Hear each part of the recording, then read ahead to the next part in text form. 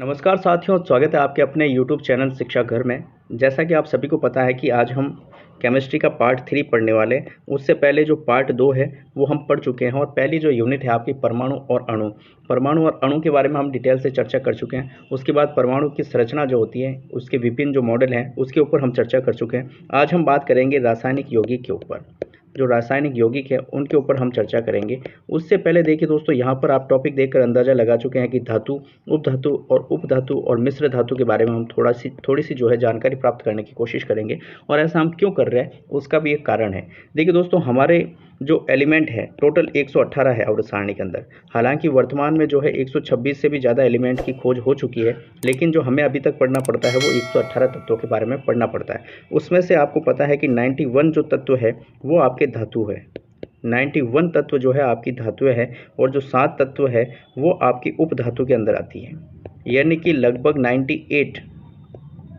98 क्या है आपके धातुओं से रिलेटेड है। उसके बाद जो बच जाते हैं 20 एलिमेंट, वो 20 एलिमेंट आपके क्या है, अधातु है। ठीक है दोस्तों, तो बहुत कम जो एलिमेंट है वो अधातु है। तो निश्चित तौर पर यदि अपन यौगिक की बात करें तो यौगिक की डेफिनेशन ये होती है कि 2 या 2 से अधिक तत्व यदि आपस में जुड़ते हैं तो वो क्या कहलाते हैं, यौगिक कहलाते हैं। एक निश्चित अनुपात के अंदर जब 2 या 2 से अधिक तत्व जो है आपस में जुड़ जाते हैं, उनके परमाणु आपस में जुड़ जाते हैं, तो वो क्या कहलाते हैं, यौगिक कहलाते हैं।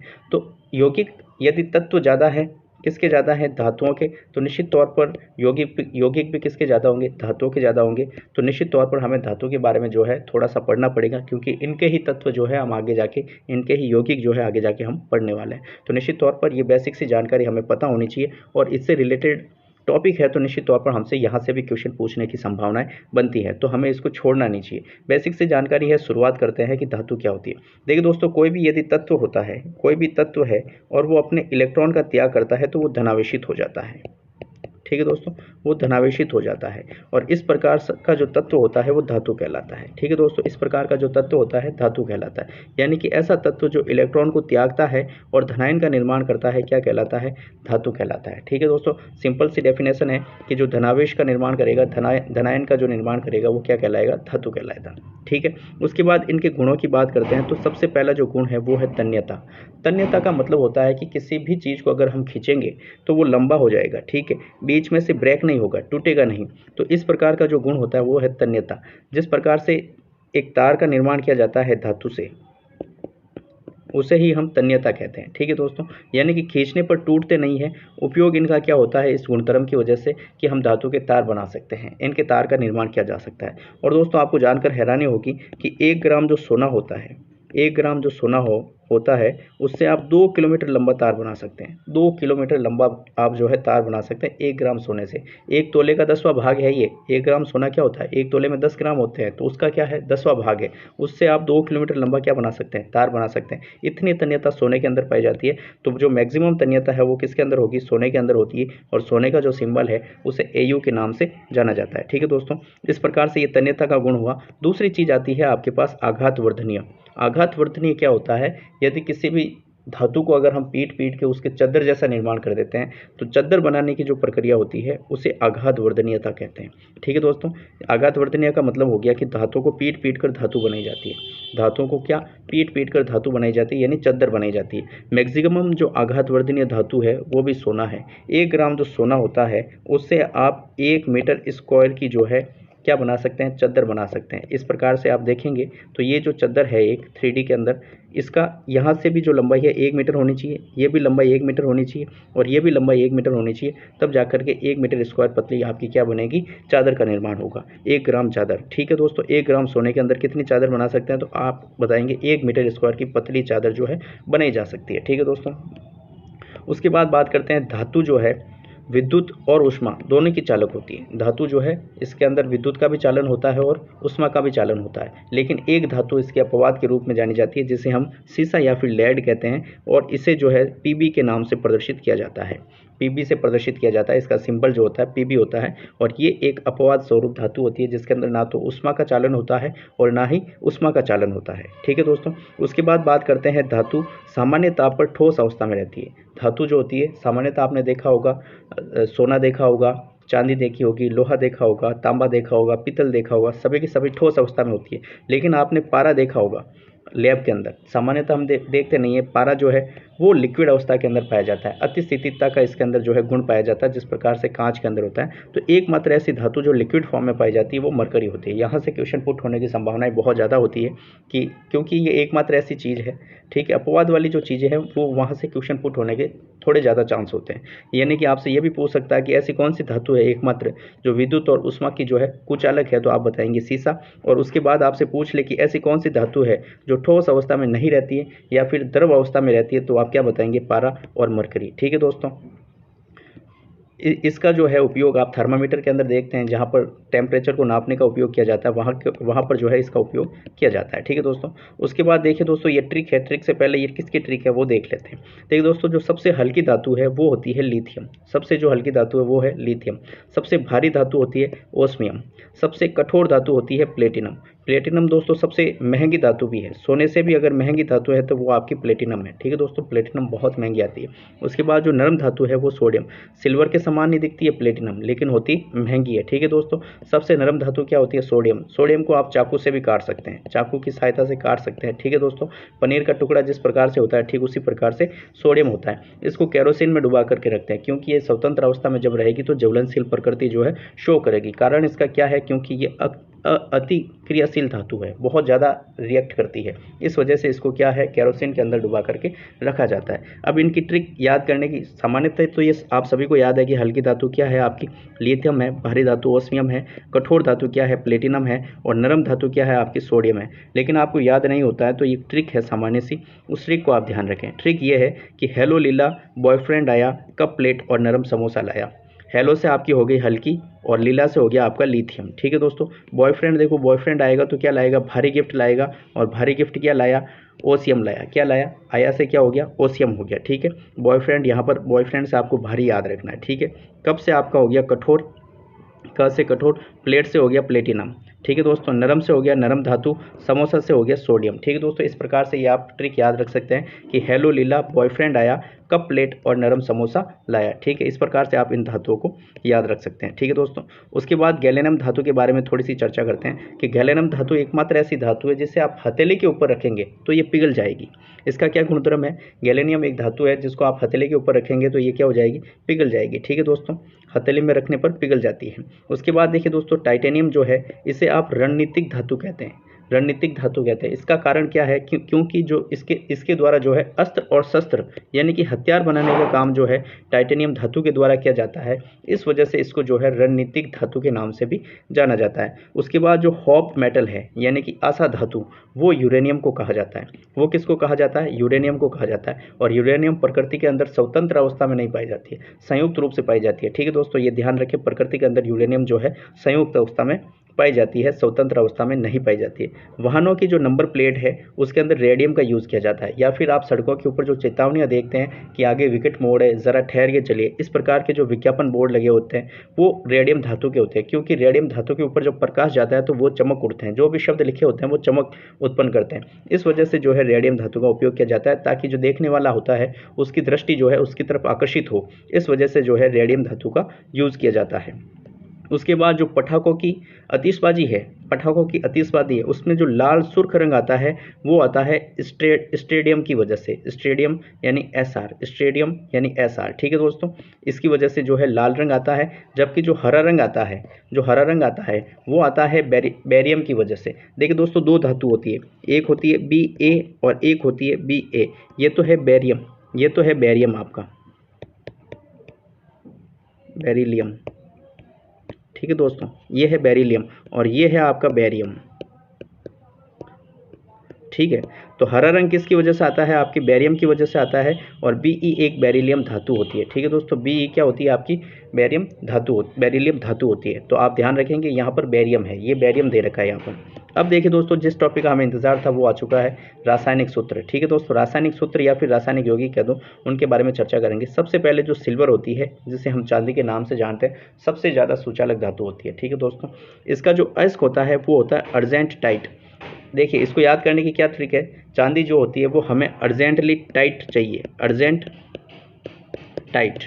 ठीक है, तो अर्जेंट टाइट क्या हो गया आपका, सिल्वर का जो है अयस्क हो गया। ठीक है दोस्तों, अयस्क वो होता है जिसके निष्कर्षण के माध्यम से जो है धातु का जो है निर्माण किया जाता है, वो अयस्क कहलाता है। ठीक है, सबसे पहले जो धातु होती है वो अयस्क के फॉर्म में मिलती है, फिर उसका निष्कर्षण किया जाता है और उस निष्कर्षण के माध्यम से जो है हमें शुद्ध धातु का जो है स्वरूप हमें देखने को मिलता है। तो ये अयस्क जो है अर्जेंटाइन है। ठीक है दोस्तों, और जब सोने की बात करोगे आप, सोने की धातु की अयस्क की बात करोगे तो उसके अंदर जो है सिल्वर आएगा, सिल्वर नाइट। सिल्वर नाइट जो है आपका, सिल्वर नाम आएगा और नाइट पीछे आ जाएगा, तो वो किसका हो जाएगा, आपके सोने का जो है अयस्क हो जाएगा। ठीक है, अब देखो Ag के यौगिक यानी कि सिल्वर के जो यौगिक है वो कौन कौन से हैं। सबसे पहले AgNO3 यानी कि सिल्वर नाइट्रेट, AgNO3 यानी कि सिल्वर नाइट्रेट। इसका जो उपनाम है वो है लूनर कास्टिक। क्या नाम है इसका, लूनर कास्टिक। उपयोग इसका मतदान स्याही के अंदर होता है। जो सिल्वर के जो यौगिक है उसमें से सबसे ज़्यादा इंपॉर्टेंट जो है ये वाला AgNO3 ही है। ठीक है, AgNO3 है, इसका जो उपयोग है वो मतदान स्याही के अंदर होता है और बहुत बार एग्जाम में पूछा हुआ भी है। ठीक है दोस्तों, उसके बाद जो सामान्य है वो है सिल्वर क्लोराइड, AgCl। सामान्य से फॉर्मूला सिल्वर से Ag और क्लोराइड से Cl, तो AgCl। उपनाम इसका क्या है, हॉर्न सिल्वर। इसको क्या किस नाम से भी जानते हैं, हॉर्न सिल्वर के नाम से जानते हैं, और फोटोग्राफिक कांच निर्माण के अंदर इसका यूज़ किया जाता है। ठीक है दोस्तों, उसके बाद है आपका सिल्वर ब्रोमाइड। ठीक है दोस्तों, दूसरा है तीसरा जो है आपका सिल्वर ब्रोमाइड, जिसे AgBr। ठीक है दोस्तों, नॉर्मल सा फॉर्मूला है सिल्वर ब्रोमाइड से, आप सीधा AgBr याद रख सकते हैं। ठीक है दोस्तों, उसके बाद इसका जो उपयोग है फोटोग्राफी प्लेट के निर्माण में इसका उपयोग किया जाता है। ठीक है, उसके बाद सिल्वर आयोडाइड। सिल्वर आयोडाइड ये थोड़ा सा इंपॉर्टेंट हो जाता है सिल्वर नाइट्रेट के बाद में। सिल्वर आयोडाइड जो है इसका उपयोग किस में किया जाता है, कृत्रिम वर्षा कराने में। ये कई बार आपके जो है क्वेश्चन पूछा गया। तो सिल्वर से दो ही चीज़ें हैं, एक तो आपकी कौन सी है, AgNO3 सिल्वर नाइट्रेट। इसका उपयोग किस में किया जाता है, आपके मतदान स्याही में किया जाता है। और दूसरा आपके जो है सिल्वर आयोडाइड, इसे AgI से लिखते हैं, और इसका उपयोग किस में किया जाता है, कृत्रिम वर्षा के रूप में जो है सिल्वर आयोडाइड का यूज़ किया जाता है। ठीक है दोस्तों, अब देखिए एक स्पेशल बात है कि जो चांदी के चम्मच है, चांदी के चम्मच है उससे अंडे नहीं खाने चाहिए। कारण क्या होता है कि क्योंकि Ag अंडे में उपस्थित सल्फर के साथ क्रिया करता है और Ag2S का निर्माण करती है और चम्मच नष्ट हो जाती है। यानी कि जो चांदी का चम्मच होता है वो नष्ट हो जाता है, क्योंकि चांदी के अंदर जो अंडा होता है उसके अंदर जो है सल्फर तत्व पाया जाता है, और सल्फर तत्व Ag से क्रिया करके Ag2S का निर्माण करता है। ठीक है, सिल्वर सल्फाइड का निर्माण करता है, और उससे क्या होता है कि चम्मच जो है नष्ट हो जाता है। इस वजह से जो है चांदी के चम्मच के माध्यम से जो है अंडे खाना वर्जित माना जाता है। उसके बाद दूसरी धातु है हमारे पास Au यानी कि गोल्ड। ठीक है दोस्तों, सोना, जिसे क्या कहते हैं, सोना कहते हैं। ठीक है, ये पीले रंग की धात्विक चमक के साथ पाई जाती है। इसके ऊपर पीले रंग की धात्विक चमक होती है, ये आप सभी जानते हैं। सोना जो होता है पीले रंग का होता है और चमकदार होता है। ठीक है, इसका जो अयस्क है, मैंने बताया था कि सिल्वर जो है उसके साथ नाइट लगा दो, सिल्वेनाइट। ठीक है दोस्तों, और एक और जो है आपका अयस्क हो जाएगा वो होगा केल्वेराइट। ठीक है, केल्वेराइट और सिल्वेनाइट, ये क्या हो गया, आपके दो अयस्क हो गए, किसके हो गए, सोने के हो गए। ठीक है दोस्तों, उसके बाद जो है Au जो है सबसे ज़्यादा आघातवर्धनीय है और सबसे ज़्यादा तन्य है। ये हमने जो धातुओं के गुण पढ़े थे, आघातवर्धनीय और तन्य, उसी समय हमने जान लिया था कि जो सोना है वो सबसे ज़्यादा आघातवर्धनीय है। 1 ग्राम सोने से 1 मीटर स्क्वायर की क्या बना सकते हैं, पतली चादर का निर्माण कर सकते हैं, जबकि 1 ग्राम सोने से जो है 2 किलोमीटर लंबी जो है हम क्या कर सकते हैं, तार का निर्माण कर सकते हैं। इस प्रकार का गुण सोने के अंदर पाया जाता है। और Au की जो शुद्धता होती है वो कैरेट के द्वारा नापी जाती है।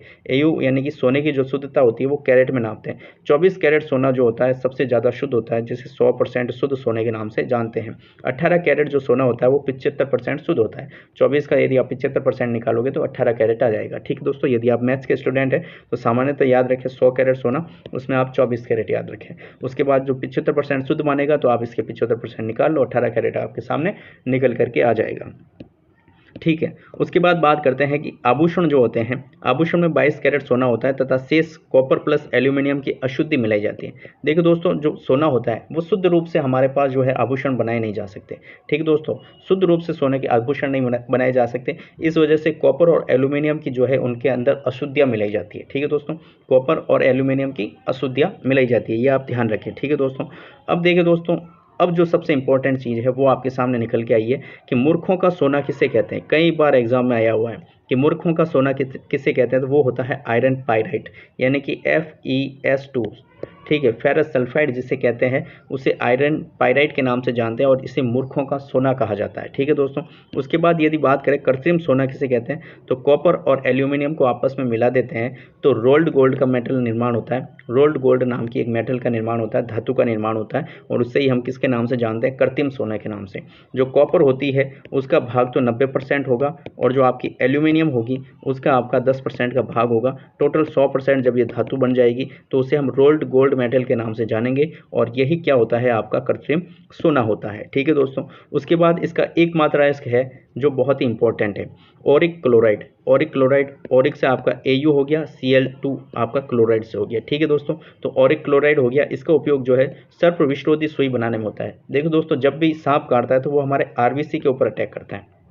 जो हमारी आरबीसी होती है, ठीक है दोस्तों, वो फटनी शुरू हो जाती है। तो आपका जो तरल पदार्थ होता है, रक्त का और प्लाज्मा पदार्थ होता है, वो आपस में मिक्स होना शुरू हो जाता है, तो ब्लड के अंदर क्लोटिंग हो जाती है। इसकी वजह से जो है आदमी की मृत्यु हो जाती है। तो मुख्य रूप से जो है आरबीसी के ऊपर अटैक करता है, इसकी वजह से जो है व्यक्ति की मृत्यु हो जाती है। यदि आपसे पूछ ले कि आपको सर्प किसी को व्यक्ति को यदि सर्प काट लेता है तो किसकी वजह से जो है मृत्यु हो जाती है, तो आरबीसी फटने की वजह से जो है व्यक्ति की मृत्यु हो जाती है। अब इस आरबीसी को फटने से रोकने के लिए किसका निर्माण किया जाता है, AuCl2 का निर्माण किया जाता है, और AuCl2 जो है सर्प विषरोधी सुई बनाने में जो है इसका उपयोग होता है। ठीक है दोस्तों। तो ऑरिक क्लोराइड का बहुत ही महत्वपूर्ण उपयोग है और एकमात्र यौगिक है, तो इसको जरूर याद रखें। ठीक है दोस्तों। उसके बाद देखिए दोस्तों, zinc oxide, lead oxide, tin oxide और एल्यूमिनियम ऑक्साइड, ये जो 4 ऑक्साइड हैं, ये चारों के चारों ऑक्साइड उभयधर्मी ऑक्साइड हैं।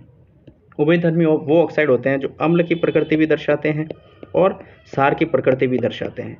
सामान्यतः जो धातुएं होती है, धातुओं का गुण होता है, सामान्यतः जो धातुएं होती हैं उनके जो ऑक्साइड होते हैं वो क्षारीय प्रकृति के होते हैं, क्षारीय प्रकृति के उनके ऑक्साइड होते हैं। लेकिन ये जो 4 ऑक्साइड है, zinc oxide, lead oxide, tin oxide और एल्यूमिनियम ऑक्साइड, ये आपके उभयधर्मी ऑक्साइड होंगे।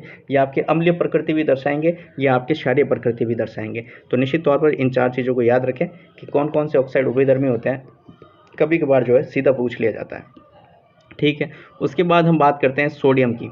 सोडियम जो धातु है वो आपके NOH के वैद्युत अपघटन से प्राप्त होती है। जब इसका वैद्युत अपघटन कराएंगे तो हमारे पास Na+ और OH- का निर्माण होता है, और जो Na+ होता है इसे ही हम सोडियम धातु कहते हैं। इसका नाम नाइट्रियम भी है। ठीक है दोस्तों, इसे नाइट्रियम के नाम से भी जानते हैं, लेकिन सबसे ज़्यादा जो प्रचलित नाम है वो है सोडियम। ठीक है दोस्तों, सबसे ज़्यादा जो प्रचलित नाम है वो है सोडियम, क्योंकि हम नाइट्रियम नाम कभी सुनते ही नहीं है। सामान्य बोलचाल में हम सोडियम नाम ही सुनते हैं। तो सोडियम यहाँ पर जो धातु होती है उसका परमाणु क्रमांक तो होता है 11, और उसका जो परमाणु द्रव्यमान होता है वो होता है 23। ठीक है दोस्तों, जैसा कि मैंने स्टार्टिंग में आपको बताया था कि ये तो होता है तत्व, यहाँ पर जो होता है वो परमाणु क्रमांक होता है, और यहाँ पर जो होता है परमाणु द्रव्यमान होता है। इस प्रकार से आयुपेशी के अंदर किसी भी तत्व को जो है डिनोट किया जाता है। ठीक है। उसके बाद सोडियम के यौगिक कौन से हैं, तो सबसे पहला है सोडियम हाइड्रोक्साइड। ठीक है दोस्तों, सोडियम हाइड्रोक्साइड। सोडियम हाइड्रोक्साइड जिसे NaOH के नाम से जानते हैं, इसका जो रासायनिक सूत्र होता है वो क्या होता है, NaOH। उपनाम इसको कास्टिक सोडा या दाहक सोडा। इसकी प्रकृति जो है ज्वलनशील होती है। इसकी प्रकृति क्या होती है, ज्वलनशील होती है। जब साबुन का निर्माण किया जाता है तो उसके अंदर सोडियम हाइड्रोक्साइड को जो है डाला जाता है। ठीक है दोस्तों, साबुन के निर्माण में, यानी कपड़े धोने के साबुन का यदि निर्माण करेंगे तो उसके अंदर क्या डालेंगे, NaOH का निर्माण, NaOH जो है सोडा डाला जाएगा, यानी कि कास्टिक सोडा डाला जाता है। ठीक है दोस्तों। उसके बाद सोडियम कार्बोनेट। सोडियम कार्बोनेट का जो सूत्र होगा वो Na2CO3 और 10H2O होगा। देखो दोस्तों, इसे धवन सोडा के नाम से जानते हैं। जैसे ही सोडियम कार्बोनेट के साथ जल के अणु जुड़ जाएंगे तो पता है कि जल के अंदर क्या धोते हैं, कपड़े धोते हैं। क्या धोते हैं, कपड़े धोते हैं। तो ये धवन सोडा कहलाएगा या फिर वॉशिंग सोडा कहलाएगा। ठीक है दोस्तों, यानी कि sodium carbonate Na2CO3, sodium carbonate का तो फॉर्मूला आपको याद है, Na2CO3, उसके बाद 10H2O। 10H2O जैसे ही लगेगा वो क्या कहलाएगा, धवन सोडा कहलाएगा। ठीक है दोस्तों। उसके बाद देखिए sodium bicarbonate. Sodium bicarbonate NaHCO3। यहाँ सोडियम कार्बोनेट था, बीच में कुछ भी नहीं था। यहाँ सोडियम कार्बोनेट है, बीच में बाई है, तो बाई की जगह पर यहाँ H लगा दो। क्या लगा दो, H लगा दो। और 10H2O यदि साथ में नहीं आया है तो इसका मतलब ये धोने वाला सोडा नहीं है। धोने वाले सोडे के साथ ही पानी आएगा, क्योंकि पानी के साथ में ही क्या होता है, कपड़े धोए जाते हैं। तो यहाँ पर पानी नहीं है तो कपड़े नहीं धोए जाएंगे, यहाँ पर खाना बनाया जाएगा, यानी खाने का सोडा है। इसे मीठा सोडा भी कहते हैं, इसे बेकिंग सोडा भी कहते हैं। ठीक है दोस्तों, इस प्रकार से आप इसको याद रख सकते हैं कि सोडियम बाइकार्बोनेट जो है NaHCO3 होता है। बाई यहाँ पर एक्स्ट्रा है तो बाई की जगह पर H आपको लगाना है। ठीक है दोस्तों, सोडियम कार्बोनेट है तो Na2CO3 .10H2O यहाँ पर होता है। और ये दोनों ऐसे हैं जो बार बार जो है एग्जाम में रिपीट होते हैं दोस्तों, और यहाँ पर जो है कन्फ्यूज़न भी ज़्यादा होता है। इस वजह से मैंने यहाँ पर थोड़ा आपको डिटेल से बताया। इनके जो उपयोग है सोडियम बाइकार्बोनेट के, वो थोड़ा सा देख लेते हैं।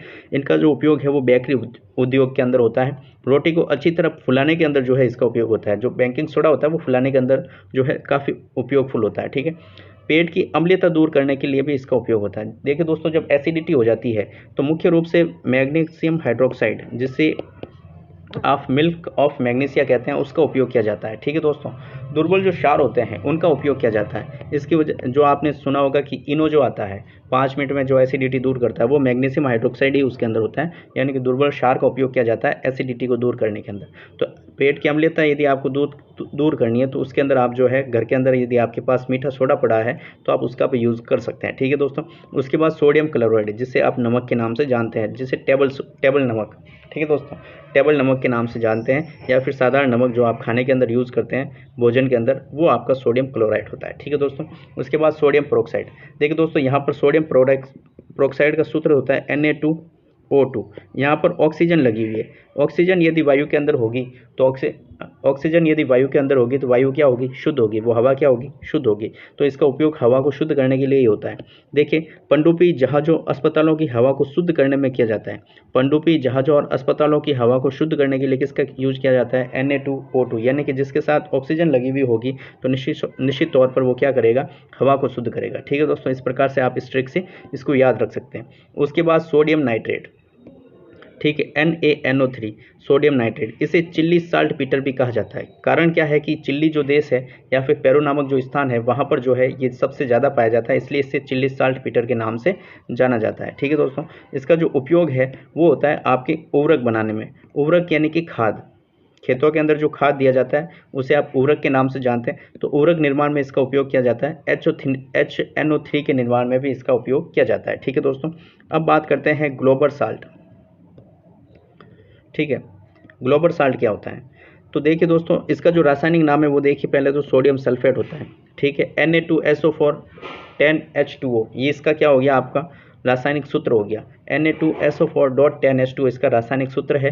रासायनिक नाम इसका सोडियम सल्फेट है। और इसका जो उपयोग है वो है आपके कागज उद्योग में, दवा बनाने में और शीशा उद्योग में। इन 3 जगहों पर जो है इसका उपयोग बहुतायत से देखा जाता है। ठीक है दोस्तों, उसके बाद हम बात करेंगे सोडियम टेट्राबोरेट के ऊपर। सोडियम टेट्राबोरेट क्या होता है? इसका जो रासायनिक सूत्र है वो होता है Na2B4O7.10H2O। इसका जो उपनाम है वो है बोरेक्स या फिर सुहागा। ठीक है दोस्तों, इसका जो रासायनिक सूत्र है वो बहुत बार पूछा गया है। बोरेक्स या फिर सुहागा का जो रासायनिक सूत्र है वो कई बार एग्जाम में पूछा हुआ है। ठीक है दोस्तों, इसका जो उपयोग है वो है चमड़े के शोधन में। जो चमड़ा उद्योग होता है उसकी जो खाल होती है उस खाल को साफ करने के लिए किसका उपयोग किया जाता है? बोरेक्स या फिर सुहागा का उपयोग किया जाता है, जिसका रासायनिक सूत्र है Na2B4O7.10H2O। ठीक है, ये सोडियम टेट्राबोरेट के नाम से जाना जाता है। ठीक है दोस्तों, उसके बाद नेक्स्ट यौगिक की बात करते हैं। तो नेक्स्ट यौगिक आपका है सोडियम थायोसल्फेट, Na2S2O3.5H2O। ठीक है, इसका उपयोग क्या है? फोटोग्राफी में नेगेटिव तथा पॉजिटिव का स्थायीकरण करने के अंदर इसका उपयोग किया जाता है। ठीक है दोस्तों, उसके बाद जो अगली धातु है 4 नंबर पर, वो है हमारी जिंक धातु। ठीक है दोस्तों, जिंक धातु, इसका जो अयस्क है उसे जिंक सल्फाइड के नाम से जानते हैं। इसका जो अयस्क है उसे जिंक सल्फाइड के नाम से जानते हैं। और जिंक के प्रमुख यौगिक है, सबसे पहला तो आपका जिंक सल्फाइड ही हो गया, क्योंकि सल्फर के साथ बनकर के ये यौगिक का निर्माण करते हैं। यौगिक क्या होता है? देखिए दोस्तों, यौगिक होता है कि दो या दो से अधिक तत्व आपस में जब एक निश्चित संगठन के आधार पर मिल जाते हैं तो वो यौगिक कहलाता है। तो जिंक यहाँ पर क्या है? एक तत्व है। सल्फर भी यहाँ पर तत्व है। दोनों जब आपस में मिल गए तो ये जिंक सल्फाइड का निर्माण करेंगे। तो यहाँ पर ये एक यौगिक है। ठीक है दोस्तों, इसे जिंक ब्लेड के नाम से भी जानते हैं। जिंक सल्फाइड को जिंक ब्लेड के नाम से भी जानते हैं। और ये जिंक सल्फाइड जो है किसका अयस्क है? जिंक का अयस्क है दोस्तों। जिंक का अयस्क भी क्या है? जिंक सल्फाइड है। उसके बाद बात करते हैं जिंक सल्फेट की। जिंक सल्फेट जो है ZnSO4.7H2O, जिंक सल्फेट यानी ZnSO4.7H2O जो है इसका रासायनिक सूत्र होता है। और इसे श्वेत कशिश के नाम से जाना जाता है। इसका उपनाम क्या है दोस्तों? श्वेत कशिश के नाम से इसको जाना जाता है। ठीक है, उसके बाद जो तीसरा यौगिक है आपके पास, वो तीसरा यौगिक है लिथोफोन, जिसका सूत्र होता है ZnS यानी कि जिंक सल्फेट प्लस BaSO4। ठीक है दोस्तों, ये आपका जो है इसका रासायनिक सूत्र होता है। दोनों के योग से जो है ये बनता है। और इसका जो उपयोग है वो रंगाई छपाई के कार्य में होता है। रंगाई छपाई के जो उद्योग होते हैं उसके अंदर जो है लिथोफॉन का उपयोग होता है। उसके बाद जिंक ऑक्साइड, ये बड़ा इंपॉर्टेंट है, ये आपसे कई बार एग्जाम में पूछा जा सकता है। बाकी ऊपर वाले इतने महत्वपूर्ण नहीं थे, ये आपके लिए बड़ा महत्वपूर्ण है, यहाँ से आपसे जो है क्वेश्चन पूछा जा सकता है। सबसे पहला क्वेश्चन तो यही है कि जिंक ऑक्साइड जो है आपका उभयधर्मी है, जैसा कि हमने पहले ही देखा था, टिन ऑक्साइड है, लेड ऑक्साइड है, एल्यूमिनियम ऑक्साइड है और जिंक ऑक्साइड है, ये क्या है, उभयधर्मी ऑक्साइड होते हैं। ठीक है दोस्तों, तो ये आपसे क्वेश्चन पूछा जा सकता है कि जिंक ऑक्साइड की प्रकृति कैसी है, तो उभयधर्मी प्रकृति है। और इसका उपयोग क्या होता है, तो इसका उपयोग कृत्रिम ऊन बनाने के अंदर होता है। किसके अंदर होता है, कृत्रिम ऊन बनाने के अंदर जो है जिंक ऑक्साइड का उपयोग होता है। ठीक है दोस्तों, उसके बाद बात करते हैं जिंक फॉस्फाइड की, जिसका सूत्र क्या होता है, Zn3P2। ठीक है, इसका उपयोग जो होता है चूहे मारने की दवा में होता है। ये भी आपसे कई बार क्वेश्चन में रिपीट हुआ हुआ क्वेश्चन है कि चूहे मारने की दवाई किससे बनाई जाती है, तो जिंक फॉस्फेट से बनाई जाती है, Zn3P2। रासायनिक सूत्र आपको याद नहीं हो, लेकिन ये आपको याद होना चाहिए कि जिंक फॉस्फेट से जो है आपको चूहे मारने की दवाई बनाई जाती है। ठीक है दोस्तों, उसके बाद जो प्लेटिनम, सबसे कठोर धातु, सबसे कठोर धातु कौन सी है, प्लेटिनम। सबसे महंगी धातु कौन सी है, प्लेटिनम। ठीक है दोस्तों, उसके बारे में पढ़ लेते हैं। ये जो है संक्रमण धातु है। ठीक है दोस्तों, सबसे पहली चीज़ इसकी क्या है कि ये संक्रमण धातु है, कठोर धातु तत्व है और इसे सफ़ेद सोना के नाम से जाना जाता है। इसका जो कलर होता है वो सिल्वर की तरह ही होता है, सिल्वर की तरह ही दिखती है, सेम टू सेम, लेकिन थोड़ी सी जो है इसकी स्टेबिलिटी ज़्यादा होती है, इस वजह से ये महंगी होती है। ठीक है दोस्तों, उसके बाद बात करते हैं पारा या फिर मरकरी की। देखिए दोस्तों, मरकरी जो होती है इसका जो अयस्क होता है उसे सिनेबार कहा जाता है और एकमात्र ऐसी धातु है जो लिक्विड फॉर्म में पाई जाती है। ठीक है दोस्तों, इसका उपनाम होता है क्विक सिल्वर। ठीक है दोस्तों, इसका उपनाम क्या है, क्विक सिल्वर होता है। नोट लगाकर आप एक चीज़ ज़रूर याद रखें कि पारा अन्य धातुओं के साथ धातुई घोल बनाता है जिसे अम्लगम कहते हैं। ठीक है दोस्तों, यदि धातु को, जो पारा धातु है उसको अन्य धातु के साथ रखा जाएगा तो वो एक घोल का निर्माण कर देगी जिसे अम्लगम के नाम से जाना जाता है। लेकिन ये अपवाद होता है कि फेरस के साथ जो है ये अम्लगम का निर्माण नहीं किया जाता है। इस वजह से जो मरकरी है इसको किसके साथ रखा जाता है, लोहे के साथ रखा जाता है। तो यहाँ पर देखिए कि लोहे के पात्र में रखा जाता है क्योंकि फेरस के साथ अम्लगम नहीं बनाता है। यानी कि जो मरकरी है वो अम्लगम का निर्माण किसके साथ नहीं करती है, फेरस के साथ नहीं करती है, लोहे के साथ अम्लगम का निर्माण नहीं करती है। बाकी अन्य सभी धातुओं के साथ ये एक प्रकार का घोल बना लेती है जिसे हम अम्लगम के नाम से जानते हैं। मुख्य रूप से मरकरी के जो यौगिक हैं उनके बारे में बात करते हैं। उससे पहले यदि मरकरी की अधिकता हमारे शरीर के अंदर हो जाती है तो हमें एक रोग हो जाता है, उसे हम मिनीमाटा रोग के नाम से जानते हैं। ठीक है दोस्तों, मिनीमाटा रोग किसकी वजह से होता है, तो मरकरी की अधिकता की वजह से होता है। ठीक है दोस्तों, ये भी सवाल मिनीमाटा वाला भी बहुत बार आया हुआ है, तो इसे भी आप थोड़ा सा याद रखें। उसके बाद आ गया आपका मर्क्यूस क्लोराइड, ये मरकरी का पहला यौगिक है, Hg2Cl2। इसका रासायनिक सूत्र क्या है, Hg2Cl2। इसका जो उपनाम है वो है कैलोमल। ठीक है, उपयोग इसका औषधि निर्माण में, मरकरी का जो मैक्सिमम उपयोग है दोस्तों वो औषधि निर्माण के अंदर ही होता है, औषधि निर्माण या फिर कीटाणुनाशक के रूप में, कीटाणुनाशक इनके रूप में जो है मरकरी का उपयोग मैक्सिमम रूप से होता है। ठीक है दोस्तों, तो जो इसके यौगिक होंगे वो भी इसका उपयोग इसी प्रकार से कुछ होने वाला है। ठीक है दोस्तों, तो मर्क्यूस क्लोराइड यानी कि मरकरी यहाँ पर साथ में जुड़ा हुआ है, तो यहाँ पर योग किसके अंदर होगा, औषधि के अंदर इसका उपयोग होने वाला है। ठीक है, उसके बाद जो दूसरा ऑक्साइड है, दूसरा इसका यौगिक है, उसके बारे में चर्चा करते हैं। मर्क्यूरिक क्लोराइड यानी कि HgCl2, इसका क्या हो गया, आपका रासायनिक सूत्र हो गया। इसका जो उपनाम है वो क्या होगा, कैरोसिव सप्लीमेंट इसका उपनाम है और इसका उपयोग किसमें हो गया, जैसा कि मैंने बताया औषधि और कीटाणुनाशक, तो कीटाणुनाशक में इसका उपयोग हो गया। ठीक है दोस्तों, उसके बाद यहाँ पर देखिए मर्क्यूरिक सल्फाइड, जिसे सिनेबार के नाम से भी जाना जाता है। सिनेबार क्या होता है दोस्तों, आप सभी को पता है कि मरकरी का जो अयस्क होता है उसे सिनेबार कहते हैं। यानी कि मरकरी सल्फाइड जो है आपका क्या है, मरकरी का अयस्क भी है और इसका एक यौगिक भी है। ठीक है, इसका उपनाम क्या हो गया, वर्मिलियन। और ट्यूबलाइट में पारद वाष्प तथा ऑर्गन जो गैस होती है उसके साथ भरी हुई होती है। आप सभी को पता है कि जो ट्यूबलाइट होती है उसके अंदर अक्रिय गैसें भरी जाती है, यानी कि उत्कृष्ट गैसें या फिर नोबल गैसें कह दो, वो भरी जाती है क्योंकि बहुत ज़्यादा कम क्रियाशील होती है ये गैसें जो होती है। तो इस वजह से आर्गन के साथ में उसकी पारदर्शिता बनी रहे, इसलिए उसके अंदर क्या मिलाया जाता है, HGS यानी कि सिनेबार यानी कि वर्मिलियन, कुछ भी कह सकते हो, या फिर मर्क्यूरिक सल्फाइड जो है उसके अंदर मिलाया जाता है। ठीक है दोस्तों, किसके लिए, पारदर्शिता बनी रहने के लिए। ठीक है दोस्तों, उसके बाद आ जाते हैं कैल्शियम धातु के ऊपर। ठीक है दोस्तों, कैल्शियम यहाँ पर बहुत इंपॉर्टेंट है, यहाँ से जो है काफ़ी बार क्वेश्चन पुटअप होते हैं। कैल्शियम जिसे हम सिंबल किसके नाम से जानते हैं, Ca इसका सिंबल होता है इस धातु का। ठीक है, उसके बाद इसका निष्कर्षण जो है CaCl2 व CaF2 के वैद्युत अपघटन से होता है। कैल्शियम क्लोराइड और कैल्शियम फ्लोराइड के जो है अपघटन से क्या होता है, इस कैल्शियम का जो है निर्माण होता है। ठीक है दोस्तों, उसके बाद कैल्शियम के जो यौगिक हैं उसके बारे में थोड़ी सी चर्चा कर लेते हैं। सबसे पहले कैल्शियम ऑक्साइड।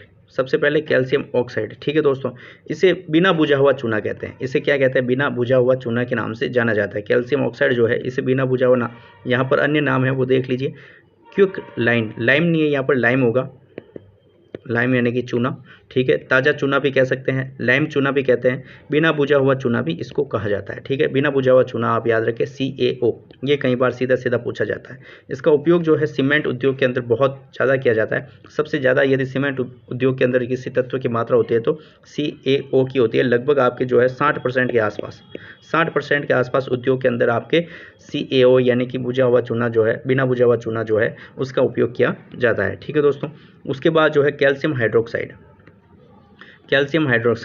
CaOH2। ठीक है दोस्तों, तो इसे बुझा हुआ चूना कहते हैं। इसे क्या कहते हैं, बुझा हुआ चूना कहते हैं। ठीक है दोस्तों, किसको कहते हैं, कैल्शियम हाइड्रोक्साइड को जो है बुझा हुआ चूना कहते हैं। इसकी जो रिएक्शन है वो क्या होती, बुझा हुआ चूना जो है, बिना बुझा हुआ जो चूना है उसको H2O के साथ में यदि गर्म किया जाएगा तो फिर बुझा हुआ चूना मिलेगा, कैल्शियम हाइड्रोक्साइड जो है हमें प्राप्त होगा। ठीक है दोस्तों, इसका जो उपयोग है वो दीवारों पर सफ़ेदी करने में किया जाता है। दीवारों पर जो सफ़ेद रंग किया जाता है। ठीक है दोस्तों, आपने सुना होगा जो वाइट सीमेंट होती है उसके द्वारा जो है कलर किया जाता है, तो वो वाइट सीमेंट यही है। ठीक है दोस्तों, कैल्शियम हाइड्रोक्साइड। कैल्शियम कार्बोनेट जो है, दीवारों पर की गई सफ़ेदी वायुमंडल में उपस्थित CO2 गैस के संपर्क में आती है तो CaCO3 का निर्माण होता है। यानी कि कैल्शियम हाइड्रोक्साइड जब वायुमंडल में उपस्थित CO2 के साथ संपर्क करेगा तो उसके साथ जो अभिक्रिया करके निर्माण करेगा वो CaCO3 का निर्माण करेगा। यानी कि कैल्शियम हाइड्रोक्साइड क्या होता है आपका, CaOH प्लस O2, इसके साथ ऑक्सीजन आ गई, यहाँ पर ऑक्सीजन नहीं, यहाँ पर CO2 होगा। ठीक है, CO2 जब इसके साथ संपर्क करेगी तो CaCO3 और H2O जो है यहाँ पर वाष्पित होकर के बाहर निकल जाएगा। ठीक है दोस्तों, तो इस प्रकार से जो है कैल्शियम कार्बोनेट का निर्माण होता है। उसके बाद यहाँ पर अन्य नाम इसके क्या है, तो चूना पत्थर, संगमरमर, खड़िया चौक, अंडे का छिलका, इस प्रकार के नाम से भी जाना जाता है। ठीक है दोस्तों, उसके बाद अंडे का छिलका शंख मोलस्क समुदाय का प्राणी है। दुग्ध में उपस्थित हड्डियों में जो है कैल्शियम तत्व उपस्थित होता है। आपसे पूछ ले कि दूध में या फिर हड्डियों के अंदर कौन सा तत्व पाया जाता है, तो कैल्शियम तत्व पाया जाता है। ये भी इसकी एक उपयोगिता होती है। उसके बाद बात करते हैं कैल्शियम ऑक्सीक्लोराइड की, जिसे विरंजक चूर्ण के नाम से भी जाना जाता है और इसका रासायनिक जो फॉर्मूला होता है वो है CaOCl2। ठीक है दोस्तों, CaOCl2 इसका रासायनिक सूत्र है और इसका नाम जो है, उपनाम जो है विरंजक चूर्ण है। रासायनिक जो नाम है इसका वो है कैल्शियम ऑक्सीक्लोराइड। जब बुझे हुए चूने पर Cl2 गैस प्रवाहित की जाती है तब हमें विरंजक चूर्ण का जो है प्राप्ति होती है। ठीक है दोस्तों, कैसे, आप देखिए कैल्शियम हाइड्रोक्साइड जो है इसके ऊपर क्या करेंगे, Cl2 गैस का प्रवाह करेंगे तो CaOCl2 निकलेगा, उसके साथ में एक जल का अणु का निर्माण होगा और CaOCl2 को आप क्या कहेंगे, ब्लीचिंग पाउडर के नाम से जानेंगे। इसके जो अन्य नाम है वो देख लीजिए आप एक बार। इसके जो अन्य नाम है वो कैल्शियम ऑक्सीक्लोराइड, कैल्शियम हाइपोक्लोराइड, विरंजक चूर्ण, ब्लीचिंग पाउडर, और इसका जो उपयोग है वो जल के शुद्धिकरण के अंदर यूज़ होता है।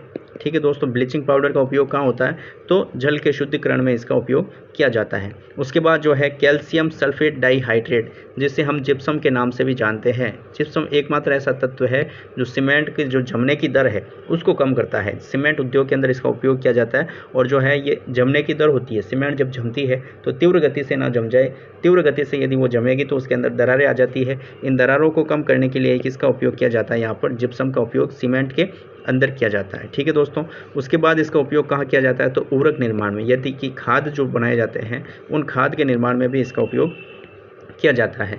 उसके बाद देखिए दोस्तों, कैल्शियम सल्फेट सेमी हाइड्रेट यानी कि CaSO4.12H2O। सेमी का मतलब हो गया हाफ यहाँ पर। ठीक है दोस्तों, सेमी का मतलब हो गया हाफ और हाइड्रेट का मतलब हो गया पानी, सेमी हाइड्रेट। कैल्शियम सल्फेट तो ये हो गया और सेमी हाइड्रेट का मतलब हो गया आधा जल का अणु। ठीक है दोस्तों, इसे हम प्लास्टर ऑफ पेरिस के नाम से भी जानते हैं और इसका जो उपयोग है वो किस में होता है, हड्डी टूट जाते हैं तो उसको जोड़ने के अंदर, मूर्तियों जो सफ़ेद रंग की होती है प्लास्टर ऑफ पेरिस की बनी हुई होती है उसके अंदर सजावटी सामग्री के निर्माण में और छतों के डिज़ाइन डिज़ाइन जो बनी जाती है आजकल पीओपी की, ठीक है दोस्तों, उसके निर्माण में भी इसका उपयोग किया जाता है। अब बात करते हैं लोहे धातु की। लोहे तत्व की जो है निष्कर्षण जो है लाल हेमेटाइट जो है इसका अयस्क होता है। लाल हेमेटाइट इसका क्या होता है? अयस्क होता है। और इसके निष्कर्षण से किसका निर्माण होता है? लोहे धातु का जो है निर्माण होता है। और मुख्यतः ये 3 किस्में होती है, ढलवा लोहा, पिटवा लोहा और स्टील या इस्पात। ढलवा लोहा होता है जो सबसे निकृष्ट लोहा होता है, यानी कि सबसे निम्नतम कोटि का जो लोहा होता है वो ढलवा लोहा होता है। और सबसे अच्छा जो होता है वो स्टील या फिर इस्पात होता है, ठीक है दोस्तों। ढलवे लोहे के अंदर जो कार्बन की मात्रा होती है वो 2.5% होती है। कितनी होती है? तो 2.5% जो है कार्बन होता है। प्रकृति से ये भंगुर और कठोर होता है, यानी कि जैसे ही आप हथौड़ा मारोगे ये इसके टुकड़े टुकड़े हो जाएंगे, ठीक है दोस्तों। भंगुर का मतलब हो गया थोड़े से बल के ऊपर जो है ये बहुत ही ज़्यादा छोटे छोटे कणों में टूट जाता है, वो भंगुर प्रकृति होती है। लेकिन कठोर भी बहुत होता है, ठीक है। सबसे निम्नतम स्तर का लोहा है। इसके 2 प्रकार होते हैं, सफ़ेद ढलवा लोहा और भूरा ढलवा लोहा, यानी कि 2 कलर के आधार पर इसको डिफाइन किया गया है। उसके बाद बात करते हैं आपके पिटवा लोहा की। तो ये मध्यम कोटि का लोहा है। कार्बन इसके अंदर 0.12% से 0.25% तक होता है। ये आघातवर्तनीय और तन्यता का गुण अपने साथ रखता है, ठीक है दोस्तों। इस प्रकार का जो लोहा होता है उसके अंदर आघातवर्तनीयता और तन्यता का गुण होता है, यानी कि धात्विक गुण को ये प्रदर्शित करता है। इससे चद्दर व पतले तार बनाए जा सकते हैं, यानी कि आघातवर्तनीय का गुण रहेगा तो आप क्या बना सकते हैं? चद्दर बना सकते हैं। और तन्यता का गुण रहेगा तो आप क्या बना सकते हैं? तार बना सकते हैं। ये नॉर्मल सी बात आप सभी को पहले ही स्टार्टिंग में पता चल गई थी, ठीक है दोस्तों। उसके बाद बात करते हैं स्टील या फिर इस्पात की।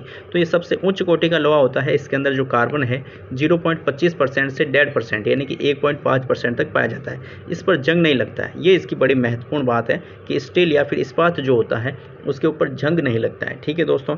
इसमें बर्तन बनाए जाते हैं, ब्लेड बनाई जाती है और इसके द्वारा वॉल्व बनाए जाते हैं। जो पानी के अंदर आपने देखा होगा वॉल्व यूज़ होते हैं वो इस्पात के बने हुए होते हैं, ठीक है दोस्तों, क्योंकि वहाँ पर जंग नहीं लगता है। स्टेनलेस स्टील क्या होता है? इसको थोड़ा सा समझ लीजिए। स्टेनलेस स्टील जो होता है उसके अंदर जो है 1.5% करोड़ नहीं है, ये क्रोमियम है। क्या है? ये क्रोमियम है। सीआर आजकल आप करोड़ नहीं समझ ले, ठीक है, करोड़ रुपए वाली बात नहीं है, यहाँ पर क्रोमियम धातु है। तो इसमें 1.5% क्रोमियम होती है स्टेनलेस स्टील के अंदर, बाकी फेरस होता है। इनवॉर एक प्रकार की धातु होती है, इसमें 36% क्या होता है? निकल होता है। 36% क्या होता है? निकल होता है। ये चीज़ें भी आप थोड़ा सा अपने साथ ध्यान में रखें। देखिए दोस्तों, लोहे पर जंग कैसे लगती है? सबसे पहले जो लोहा होता है उसके ऊपर ऑक्सीजन की क्रिया होगी, यानी कि ऑक्सीजन के संपर्क में आएगा। और उसके बाद यदि वो जल के संपर्क में आएगा, ये दोनों कंडीशन जब संपन्न होगी तभी उसके ऊपर क्या हो सकता है? जंग लग सकता है। तो फेरस होगा, फेरस ऑक्सीजन के संपर्क में आएगा और पानी के संपर्क में आएगा, तब जाकर के क्या होगा? जंग लगेगा। और Fe2O3 यानी कि फेरसोफिक ऑक्साइड का निर्माण करेगा। और NH2O यानी कि N यहाँ पर इसलिए दिया गया क्योंकि जितने जल के संपर्क में आएगा उतने ही जल के अणु का निर्माण करेगा, ठीक है दोस्तों। लोहे पर जंग लगने पर लोहे का भार बढ़ जाता है, यानी कि लोहे का जो द्रव्यमान है वो बढ़ जाएगा। जैसे ही लोहे पर जंग लगेगा उसका द्रव्यमान बढ़ जाता है, क्योंकि उसके ऊपर जो है ऑक्सीजन और जल ये दोनों ही चिपक जाते हैं, ठीक है, और उसका रंग भूरे रंग का हो जाता है, ठीक है दोस्तों। लोहे पर जंग लगना एक रासायनिक प्रक्रिया है, ठीक है दोस्तों। लोहे पर जंग लगना एक रासायनिक प्रक्रिया है, परिवर्तन है। रासायनिक परिवर्तन वो होता है कि उस एक बार जो परिवर्तन हो गया वो हो गया, उसके बाद वापस वो पहले जैसी चीज़ वापस नहीं बनती है। यानी कि जैसे लोहा था वो अगर उसके ऊपर संक्षारण हो गया, उसके ऊपर जंग लग गया, तो कैसे भी करके हम पुनः उस लोहे को प्राप्त नहीं कर सकते हैं। यानी कि वो एक बार बन गया जो बन गया, ठीक है। तो इस प्रकार का जो परिवर्तन होता है वो आपका रासायनिक परिवर्तन होता है, ठीक है दोस्तों। यानी कि अनुत्क्रमणीयता गुण पाया जाता है, वापस जो है उसी अवस्था में वो चीज़ वापस नहीं लौट सकती। यदि आपको लोहे पर जंग को रोकना है तो उसके ऊपर आप जिंक धातु का लेप कर दीजिए, तो संक्षारण की जो प्रकृति है, जो जंग लगने की प्रकृति है, वो लोहे की ख़त्म हो जाएगी। और इस प्रकार की जो प्रक्रिया होती है इसे आप गैल्वेनाइजेशन के नाम से जानते हैं, जस्तीकरण के नाम से जानते हैं, यशदिलेपन के नाम से भी इसको जाना जाता है, ठीक है दोस्तों। अब बात कर लेते हैं कॉपर के यौगिक के बारे में कि कॉपर के यौगिक कौन कौन से होते हैं। सबसे पहले कॉपर सल्फेट CuSO4, इसके साथ 5H2O जल के अणु होते हैं। उपनाम इसका होता है नीला थोता। कॉपर सल्फेट को किस नाम से जानते हैं? तो नीला थोते के नाम से जानते हैं, ठीक है दोस्तों। इसका जो सेकंड यौगिक है वो है आपका सफ़ेद कांसा। क्या है? सफ़ेद कांसा। इसे टिन की अधिक मात्रा युक्त कांसा श्वेत कांसा कहलाता है। टिन की यदि मात्रा अधिक होती है कांसे के अंदर तो वो सफ़ेद कांसा कहलाता है। और टिन की मात्रा कितनी होती है? 12%। कितनी होती है? 12%। तो वो क्या कहलाएगा? सफ़ेद कांसा। कॉपर आपके 68% यहाँ पर रहने वाला है, ठीक है दोस्तों। मानव शरीर के अंदर कॉपर तत्व की यदि अधिकता हो जाती है तो विल्सन नामक रोग हो जाता है। विल्सन रोग हो जाता है। आपको मैंने पहले बताया था कि मरकरी की अधिकता होती है तो कौन सा रोग होता है? मिनीमाटा। मरकरी की अधिकता से कौन सा रोग होता है, मिनीमाटा रोग होता है, जबकि कॉपर तत्व की अधिकता से यहाँ पर आपके विल्सन रोग होता है। ठीक है दोस्तों, उसके बाद यूरेनियम धातु के बारे में बात कर लेते हैं कि यूरेनियम धातु क्या है। तो यूरेनियम धातु को जो है आप आशा धातु के नाम से जानते हैं। इसे पिच ब्लेड भी कहते हैं, इसे पिच ब्लेड भी कहते हैं। ये प्रकृति में मुक्त अवस्था में नहीं मिलती, ये संयुक्त अवस्था में मिलती है। ठीक है दोस्तों, ये दुर्लभ तत्व है। ठीक है, ये दुर्लभ तत्व यानी कि बहुत कम मात्रा में ये मिलता है। सर्वाधिक उत्खनन जो है इसका झारखंड के अंदर होता है और इसके 3 समस्थानिक होते हैं। समस्थानिक का मतलब हो गया परमाणु क्रमांक तो समान होते हैं, परमाणु क्रमांक तो समान होते हैं, लेकिन परमाणु द्रव्यमान जो है या परमाणु भार जो है वो अलग अलग होता है। यहाँ पर देखिए आप बराणु बराणु बराणु, ये यहाँ पर परमाणु क्रमांक है, तीनों समान है। और 235, 234 और 238 ये परमाणु द्रव्यमान है, ये तीनों ही अलग अलग होते हैं, इसलिए इसको क्या कहा जाता है, समस्थानिक कहा जाता है। और सबसे ज़्यादा जो है बराणु U238 जो है ये सबसे ज़्यादा प्रकृति के अंदर पाया जाता है। ठीक है दोस्तों, और इसे आशा धातु के नाम से भी जानते हैं। ठीक है दोस्तों, उसके बाद बात कर लेते हैं फास्फोरस की, जिसका प्रतीक होता है P। इसकी जो प्रकृति होती है वो ज्वलनशील होती है। वायु में यदि आप खुला रखते हैं, वायु में खुला रखने पर जल उठता है, अतः इसे केरोसिन में रखा जाता है। एक तो आपको पता होगा कि सोडियम जो धातु है उसको भी किसके अंदर रखा जाता है, केरोसिन के अंदर। कारण उसका यही है कि अति क्रियाशील होता है, और ये भी जो है अति क्रियाशील होने की वजह से फास्फोरस को भी किसके अंदर रखा जाता है, केरोसिन के अंदर रखा जाता है। जो पीला फास्फोरस होता है उसके अंदर लहसुन जैसी गंध आती है। जो पीला फास्फोरस होता है उसके अंदर किस प्रकार की गंध आती है, तो लहसुन जैसी गंध आती है। उसके बाद सीसा या फिर लेड के बारे में हमें पहले से पता है कि लेड इसके अंदर अपवाद पाया जाता है, क्योंकि अपवाद ये है कि ये विद्युत तथा उष्मा का जो है कुचालक होता है। विद्युत तथा उष्मा का क्या होता है, कुचालक होता है। और इसका जो ऑक्साइड होता है वो उभयधर्मी का होता है। क्या होता है, ऑक्साइड PbO लेड ऑक्साइड क्या होता है, उभयधर्मी का होता है। और इसका जो अयस्क है वो गैलेना कहलाता है। इसका अयस्क क्या है, गैलेना है। ये बहुत इंपॉर्टेंट है, इसको आप ज़रूर याद रखें कि सीसा या फिर लेड का जो अयस्क है वो गैलेना है। ठीक है, उसके बाद Pb के यौगिक यानी कि लेड के यौगिक कौन कौन से हैं, लेड ऑक्साइड यानी कि PbO उभयधर्मी ऑक्साइड है। इसका उपनाम जो है वो है लिथार्ज। इसका उपयोग होता है रबर उद्योग में, लेड स्टोरेज बैटरी के निर्माण में इसका उपयोग होता है। ठीक है दोस्तों, उसके बाद लाल सिंदूर, ये थोड़ा सा इंपॉर्टेंट है, इसको आप ज़रूर ध्यान रखें। इसका जो नाम है वो है ट्राइप्लोम्बिक टेट्रा ऑक्साइड, और रासायनिक जो सूत्र है वो है Pb3O4। इसे लाल पेंट के नाम से भी जाना जाता है। ठीक है दोस्तों, उसके बाद जो तीसरा इसका जो है ऑक्साइड वो है लेड डाई ऑक्साइड यानी PbO2। दो यदि यहाँ पर अणु जुड़े हैं ऑक्सीजन के तो यहाँ पर डाइऑक्साइड हो जाएगा। ठीक है दोस्तों, तो PbO2 इसका जो उपयोग है वो है, इसका उपयोग दिया सलाई के निर्माण के अंदर किया जाता है। दिया सलाई के निर्माण में लेड डाइऑक्साइड का निर्माण किया जाता है। ये भी थोड़ा सा इंपॉर्टेंट है, इसको भी आप ज़रूर ध्यान रखें। ठीक है दोस्तों, पीने के जल को एक स्थान से दूसरे स्थान तक ले जाने के लिए PB पाइप का उपयोग नहीं किया जाता है, यानी कि लेड धातु से बने हुए पाइप का उपयोग नहीं किया जाता है, क्योंकि PB जल के साथ घुलकर PB हाइड्रोक्साइड का निर्माण करता है जो विषैला पदार्थ होता है। ठीक है, लेड हाइड्रोक्साइड जो है, लेड हाइड्रोक्साइड जो है आपका क्या है, विषैला पदार्थ है। इस वजह से जो है पानी के पाइप जो होते हैं वो लेड धातु के नहीं बनाए जाते हैं। ठीक है दोस्तों, आज का चैप्टर यहीं पर कंप्लीट होता है। जो नेक्स्ट चैप्टर होगा हमारा उसके अंदर हम मोल कंसेप्ट पढ़ेंगे। देखिए दोस्तों, अब तक हमने पढ़ लिया है कि परमाणु की संरचना, परमाणु संरचना पढ़ लिया है, रासायनिक यौगिक हमने पढ़ लिए हैं। ठीक है दोस्तों, और परमाणु मॉडल जो है, और मौलिक कण होते हैं जो परमाणु के, इलेक्ट्रॉन, प्रोटॉन, न्यूट्रॉन। ठीक है, समस्थानिक सम, भारिक सम, न्यूट्रॉनिक सम, इलेक्ट्रॉनिक जो यौगिक होते हैं, जो तत्व होते हैं, उनके बारे में भी हमने डिटेल से पढ़ लिया। तो निश्चित तौर पर ये अगला जो वीडियो होगा वो हमारा लास्ट वीडियो है। ये हमारा सेकंड लास्ट वीडियो था। यदि आपको ये पढ़ाया हुआ अच्छा लगा है, ये मैटर आपको अच्छा लगा है, तो निश्चित तौर पर आप चैनल को सब्सक्राइब करें, क्योंकि जो इस प्रकार का मैटर है वो आपको कहीं भी फ्री में अवेलेबल नहीं होने वाला है। निश्चित तौर पर यूट्यूब के ऊपर सब कुछ फ्री है। अपने दोस्तों के साथ शेयर करें जो भी रीट की तैयारी कर रहा है, और निश्चित तौर पर एक आपके सिस्टमेटिक तरीके से जो है मैटर तैयार किया गया है, कंप्लीट आपके सिलेबस के अकॉर्डिंग जो है मैटर तैयार किया गया है। तो निश्चित तौर पर जो है इसे आप कंप्लीट देखें, आपके लिए बड़ा ही हेल्पफुल रहेगा। और अपने जो है नोट्स बनाते चलें। यहाँ से जो है सवाल बहुत कम चांस है कि आपके बाहर जाए, तो निश्चित तौर पर ये मैटर आपके लिए सफिशेंट रहेगा। यहाँ से सवाल जो है बाहर जाने की संभावनाएँ बहुत कम है। ठीक है दोस्तों, आपका सहयोग रहा तो निश्चित तौर पर जो है आगे भी वीडियो अपलोड होते रहेंगे, और उम्मीद करता हूँ कि आपको वीडियो पसंद आया होगा। तो चैनल को सब्सक्राइब करें और वीडियो को लाइक ज़रूर करें। थैंक यू, धन्यवाद। मिलते हैं नेक्स्ट वीडियो में।